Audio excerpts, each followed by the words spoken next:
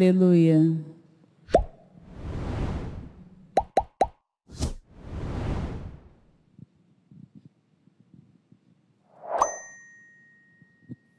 O Senhor esteja convosco.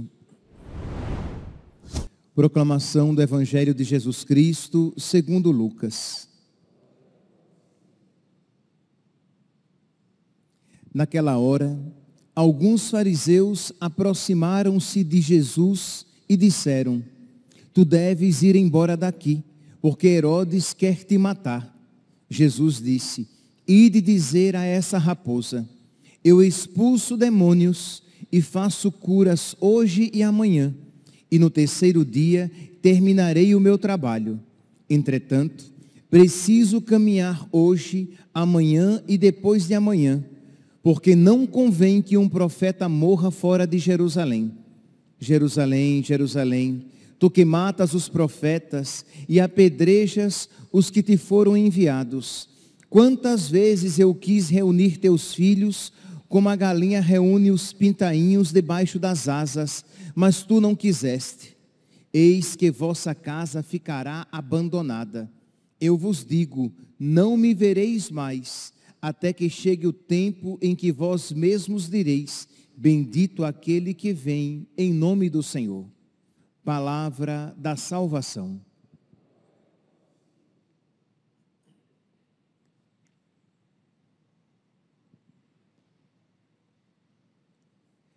Caríssimos irmãos e irmãs, a liturgia da palavra de hoje, toda ela tem uma conotação de combate. Na primeira leitura, retirada da carta de São Paulo aos Efésios, aquele trecho clássico da armadura do cristão. No Salmo: Bendito Senhor, meu rochedo, que adestrou minhas mãos para a luta e os meus dedos treinou para a guerra. Então é um salmo também de combate. E no Evangelho, Jesus diz, neste combate com Herodes, Jesus diz: deves dizer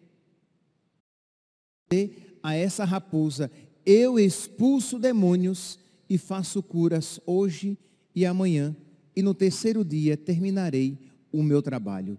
Eu expulso demônios. Então mostra aqui todo esse contexto de combate.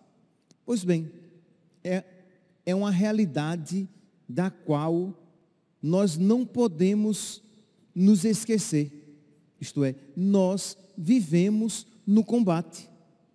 Existe uma tentação para o homem moderno, para o cristão moderno, de achar que este mundo, ele compreende apenas realidades materiais, imanentes, realidades que nós podemos ver e tocar, mas as realidades que mais influenciam em nós são aquelas que nós não podemos ver e não podemos tocar. São Paulo, na primeira leitura de hoje, retirada do capítulo 6 de Efésios, ele diz que não é contra seres de carne e sangue que nós lutamos, mas contra potestades, contra espíritos espalhados pelos ares. E nós precisamos então novamente recobrar este ponto fundamental. Existe um combate espiritual, ou melhor, a nossa vida aqui na terra é um combate espiritual, porque o diabo é como um leão a rugir, procurando a quem devorar. Ele quer levar a nossa alma, quer nos levar para o inferno, quer que caiba a nós aquilo que coube a ele, quer que aconteça a nós, conosco, aquilo que aconteceu com ele e com os anjos que o seguiram, tornando-se demônios. Quer que nós também sejamos condenados e estejamos com ele no inferno por todo sempre. Então é um combate espiritual e que nós precisamos ter os olhos abertos. Jesus, quando veio ao mundo, veio para combater o diabo e as suas obras e os seus demônios e nos libertar do diabo e das suas obras, das suas mentiras, dos seus demônios. No ritual do batismo, nós dizemos, né? Quando crianças, os nossos pais e padrinhos dizem em nosso nome, mas quando crescidos no sacramento do crisma, nós dizemos por nós mesmos. Quando o sacerdote ou o bispo pergunta: renunciais ao demônio e às suas obras, ao diabo e às suas pompas, às suas obras, renuncio. Então existe esta luta constante em que o diabo e os seus demônios investem contra nós para nos levar à perdição. Então São Paulo, ele vai dizer: irmãos, confortai-vos no Senhor e no domínio de sua força, revesti-vos da armadura de Deus, revesti-vos daquilo. Ele vai usar uma imagem material para falar de uma realidade espiritual. No fim das contas revesti-vos de Deus, revesti-vos de Cristo, para que vos torneis imunes aos dardos inflamados do inimigo, às suas sugestões, às suas propostas, às tentações que vêm a nós. Revesti-vos da armadura de Deus, para estardes em condições para enfrentar as manobras do diabo. Quantas vezes nós ouvimos de pessoas revestidas de uma pseudo-autoridade, dizendo que o diabo não existe, que não é bem assim, ou até mesmo dizendo que, e aí espero, não mais de pessoas na igreja, mas dizendo que o diabo não é ruim assim como o cristianismo pintou, mas é apenas uma força, uma entidade de equilíbrio, que dá equilíbrio ao mundo. Mas nós cristãos sabemos que o diabo existe e que o diabo é mau, que ele quer a nossa perdição, a nossa condenação, e nós não podemos querer ter comunhão, ligação, aproximação alguma com o diabo e as suas obras. Nós somos da luz, nós somos resgatados no dia do nosso batismo, para que sejamos templos do Espírito Santo, filhos de Deus, herdeiro dos céus, templo do Espírito Santo, membro da igreja, livres do pecado original. Não tenhamos comunhão com as trevas. Não queiramos ter a mínima participação e aproximação com o diabo e as suas obras e as suas festas e o que quer que deles venha. Então continua São Paulo: revesti-vos de Deus, da armadura de Deus, para estardes em condições de enfrentar as manobras do diabo. A palavra que ele usa é interessante: as manobras. Isto é, o diabo, ele não joga limpo. Ele não vai se apresentar a nós como tal, mas ele tem manobras. Ele é sorrateiro, ele é maldoso, ele é o pai da mentira. Então ele se apresentará na nossa vida de uma maneira disfarçada. E se nós estivermos longe da luz, nós não o veremos como tal, porque ele se apresenta como um anjo de luz.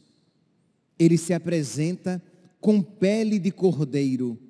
mas ele é lobo, ele é mau, ele é treva, ele é o filho da perdição que quer nos perder também. Então, nada de comunhão, de aproximação. Pois, continua então São Paulo, dizendo com toda a ênfase, não é contra homens que enfrentamos, que batalhamos, que labutamos, mas as autoridades, os poderes, as dominações deste mundo de trevas, os espíritos do mal que estão nos céus. Com muita facilidade nós vemos como adversários homens, pessoas, mas São Paulo vai dizer que não são as pessoas que são os nossos problemas, não são os ladrões do mundo que roubam coisas simplesmente materiais, mas o nosso problema é contra aquele que vem para matar, roubar e destruir. Isso existe um grande inimigo contra o qual combatemos e com o qual não queremos, não devemos, não podemos ter a mínima comunhão. Revesti-vos, portanto, ele vai repetir novamente, da armadura de Deus, a fim de que nos dias maus possais resistir e permanecer firmes em tudo.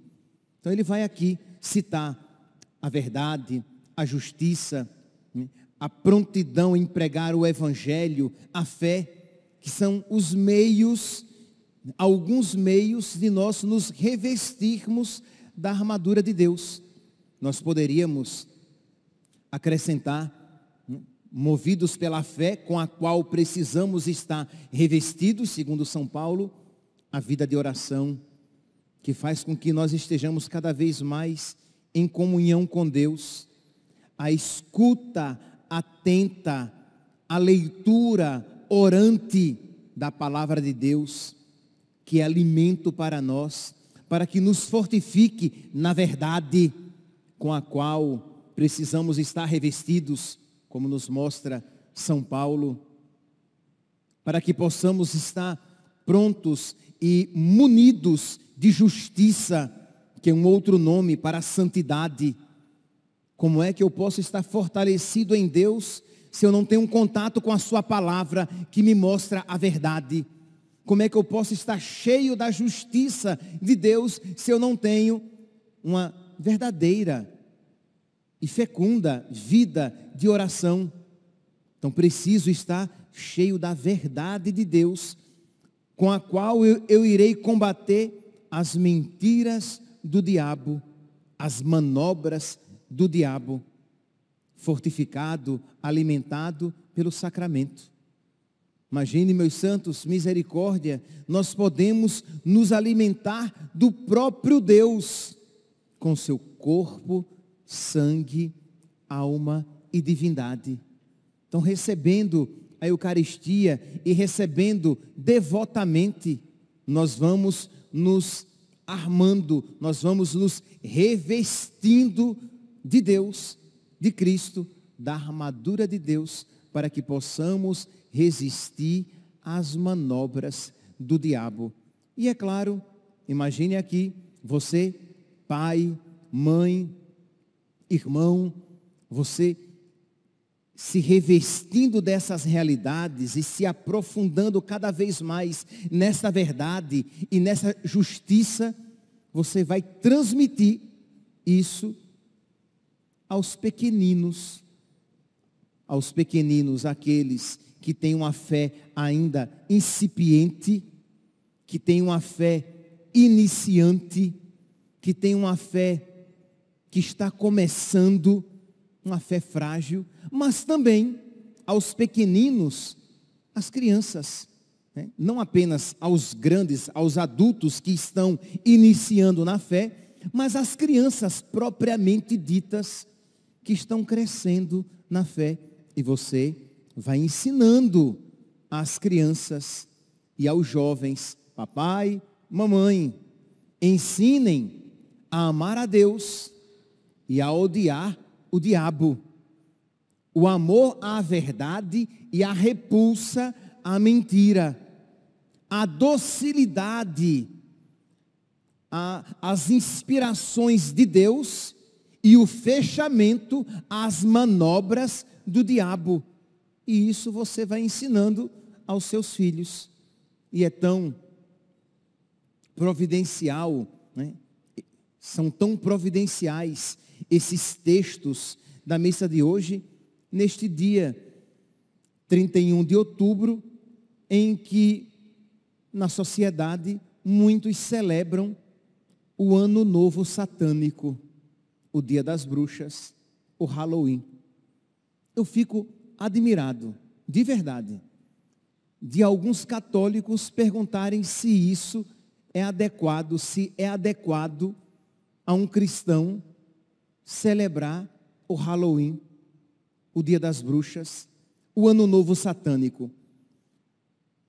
Quando uma pergunta dessa é feita, eu já fico admirado, porque é óbvio que não é adequado que nós celebremos isso, que nós coloquemos as nossas crianças tão frágeis, né, aquelas imagens, né, com a sua fantasia, com a sua imaginação tão aberta e tão receptiva a tudo aquilo, você mergulhar as suas crianças e incentivar os jovens a algo tão paganizado, independentemente se lá atrás houve um início de que era algo cristão e que foi deturpado, mas a verdade é que hoje, como isso se apresenta, é totalmente inadequado. O que é que ali se celebra? Bruxas, demônios, almas condenadas, pessoas condenadas ao inferno. O que é que os próprios satanistas falam do Halloween?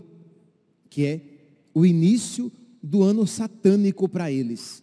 Assim como nós católicos temos o ano novo litúrgico, que acontece no primeiro domingo do Advento, que não coincide com o ano novo civil, 1º de janeiro. Os satanistas também têm o seu ano novo. E o que é que eles dizem a respeito daquele dia? Em que aquele dia é um dia muito propício para uma abertura de portal, para um contato mais profundo e espiritual com o diabo. E que muitos atos são realizados naquele dia, por ser um dia tão propício. Então, as chamadas missas negras, as profanações da Eucaristia, os sequestros de crianças para rituais satânicos. Os próprios números mostram, por exemplo, nos Estados Unidos, onde o Halloween é tão popular, o quanto neste dia ou nos dias anteriores, o sumiço de crianças cresce. Então não é algo à toa. Então nós não vamos colocar as nossas crianças nestas celebrações que vão fazendo com que elas tenham cada vez menos repulsa ao feio, ao demoníaco, ao satânico, àquilo contra o qual nós devemos combater. Mas aí nós vamos aproximando as nossas crianças para que elas achem bobinho que o diabo não é tão ruim assim, se é que ele existe. Então, imagine o dano que nós causamos às nossas crianças. E, sem falar daquilo que os próprios exorcistas, eu não sou exorcista, mas o que os próprios exorcistas falam, né? Padre Duarte Lara fala muito a respeito disso, da contaminação espiritual que acontece nas crianças e jovens que se aproximam dessas realidades espirituais, esotéricas, satânicas. Então, não aproximemos nossas crianças disso. Não vistamos nossas crianças de demônios, de vampiros, de bruxos, de almas condenadas. Vistamos de santos.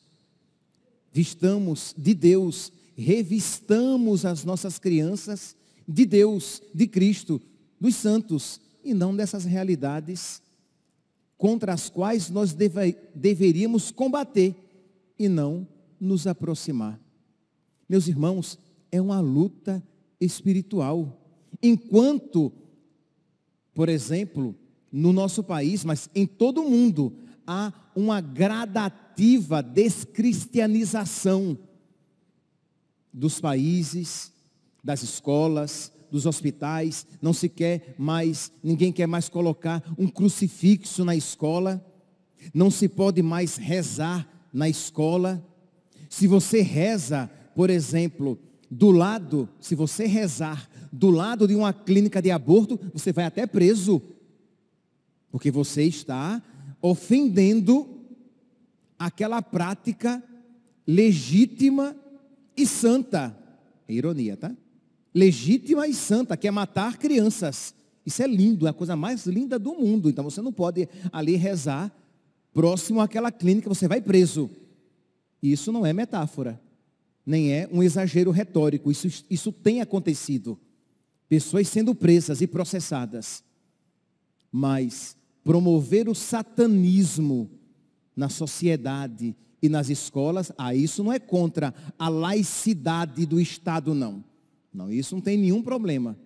O Ministério Público está investigando os chamados intervalos bíblicos que estavam acontecendo em escolas públicas de Pernambuco. Isso é um atentado contra a laicidade. Não pode, não. Isso é um desrespeito à pluralidade religiosa. É uma ofensa. É uma ofensa você ter um crucifixo na escola ou você ter um intervalo bíblico. Você ofende os outros. Mas promover o diabo e as suas obras, não, isso aqui é cultura. É liberdade de expressão. E quem for contra é muito fechado, né? É uma pessoa que não consegue se abrir à beleza do que aquilo está apresentando.